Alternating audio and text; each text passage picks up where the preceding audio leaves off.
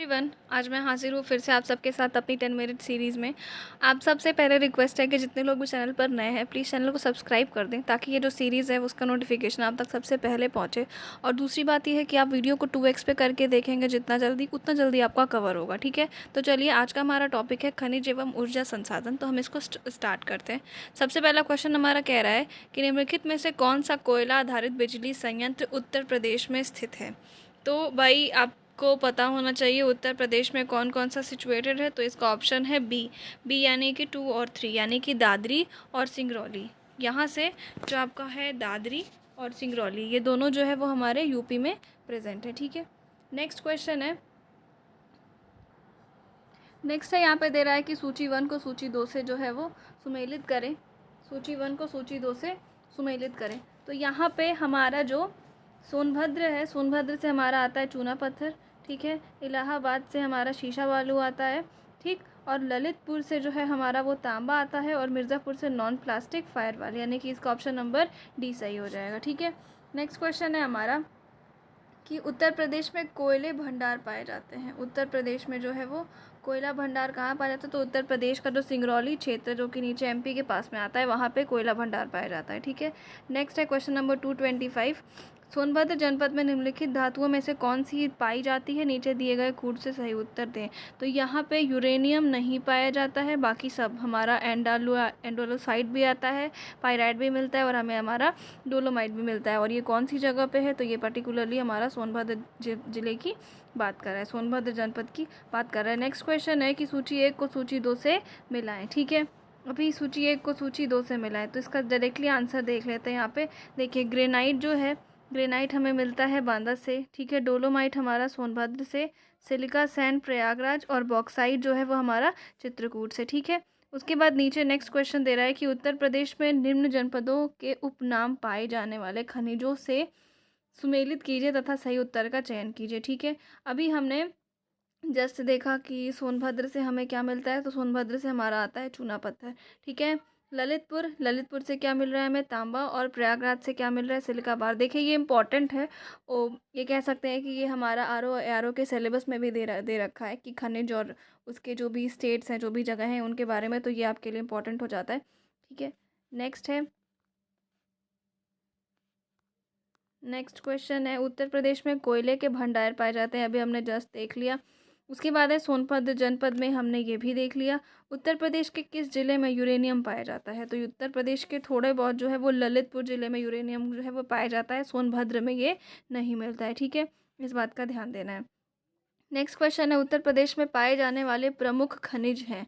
उत्तर प्रदेश में कौन कौन से खनिज प्रमुख, वैसे तो लगभग थोड़े मोड़े सब मिल रहे हैं, लेकिन प्रमुख इसमें कौन सा है, तो है लाइमस्टोन और डोलोमाइट। ठीक है, उत्तर प्रदेश में पाए जाने वाले प्रमुख खनिज हैं बॉक्साइट। ठीक है, डायस्पोर, लाइमस्टोन, डोलोमाइट, जिप्सम, चूना पत्थर और मैग्नेसाइट, ओकर गेरू, फाइराइट, फास्फोराइट। ठीक है, और फाइरोफाइलाइट और सिलिका सैंड और कोयला। ठीक है, इतना सारा जो है हमारे वो यूपी में अवेलेबल है। अब इधर क्वेश्चन नंबर 232 देख लेते हैं।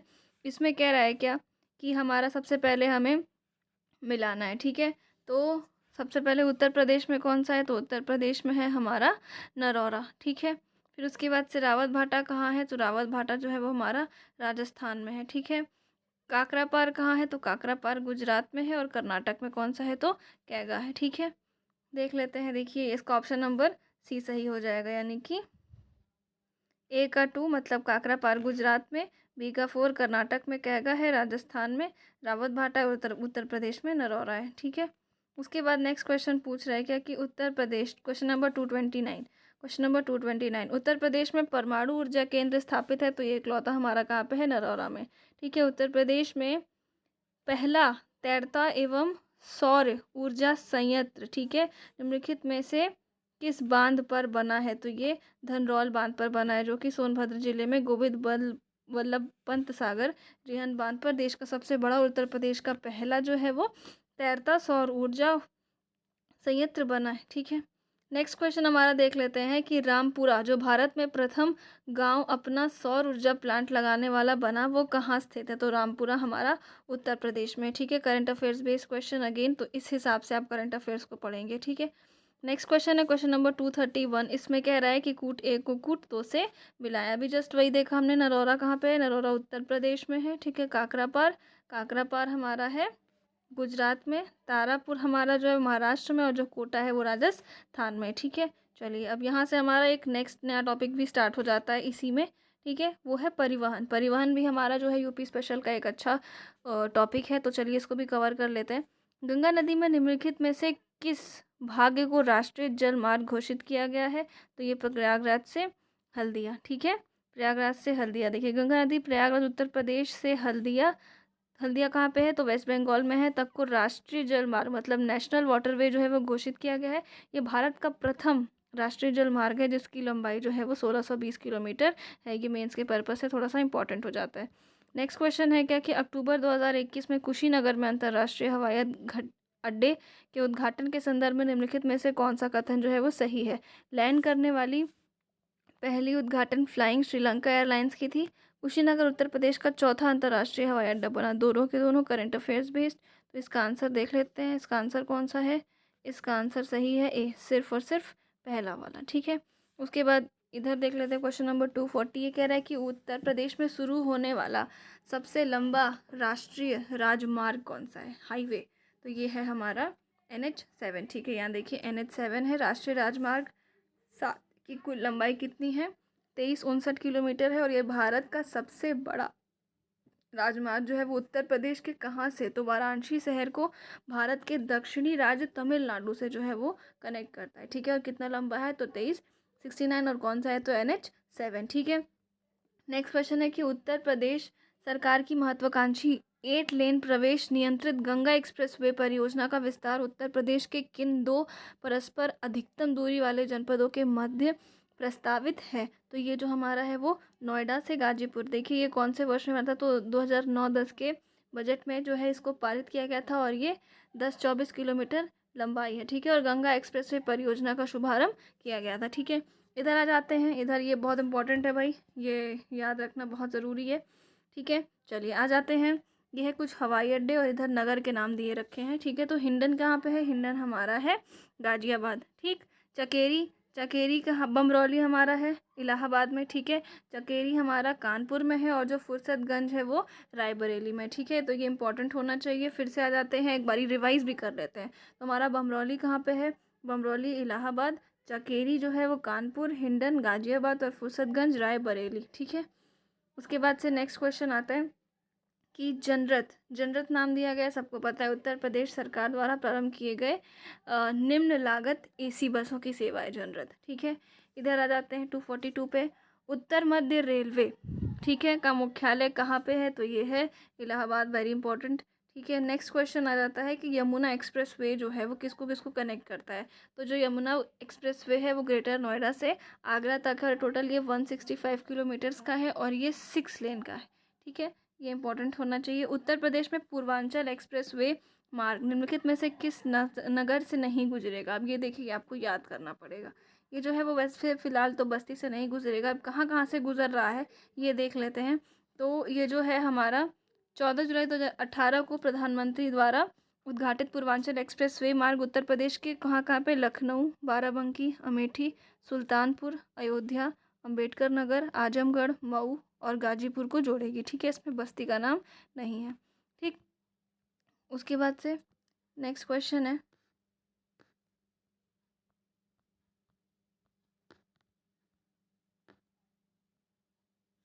उसके बाद नेक्स्ट क्वेश्चन है कि आगरा लखनऊ एक्सप्रेसवे हाईवे की लंबाई लगभग कितनी है? तो लगभग ये 300 है। और देखते हैं किसको किसको कनेक्ट करता है। तो यह आगरा के इनर रिंग रोड से प्रारंभ होकर, ठीक है, फिरोज़ाबाद, मैनपुरी, इटावा, औरैया, कन्नौज, हरदोई, कानपुर नगर, उन्नाव होते हुए लखनऊ को समाप्त हो जाता है। यानी कि कहाँ से स्टार्ट होता है? आगरा लखनऊ एक्सप्रेसवे। तो आगरा से स्टार्ट होता है, लखनऊ में ख़त्म हो जाता है, ठीक है।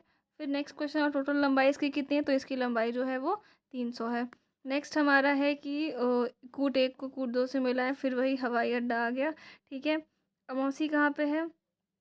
तो अमौसी हमारा है आगरा, आगरा का अमौसी, ठीक है। उसके बाद से लखनऊ में कौन सा है? एक सेकेंड, सॉरी सॉरी सॉरी, ये हमारा जो लखनऊ है, लखनऊ में अमौसी है। वाराणसी में बाबतपुर है, ठीक है।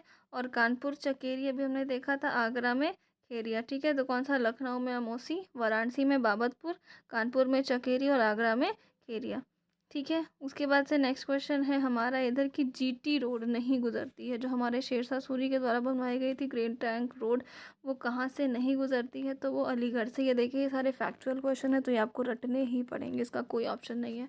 और गंगा एक्सप्रेसवे, यमुना एक्सप्रेसवे कितनी बड़ी हैं, ठीक है, कितनी बड़ी है, कहाँ कहाँ से गुजरती है, तो ये हमें रटना पड़ेगा, हमारी मजबूरी है। चलिए देखते हैं जीटी रोड कहाँ कहाँ से गुजरता है। तो आगरा से स्टार्ट होता है जीटी रोड, ठीक है। आगरा, फिरोज़ाबाद, इटावा, कानपुर, फतेहपुर, प्रयागराज, वाराणसी, मुगलसराय से होते हुए कोलकाता तक के जाता है जीटी रोड, ठीक है।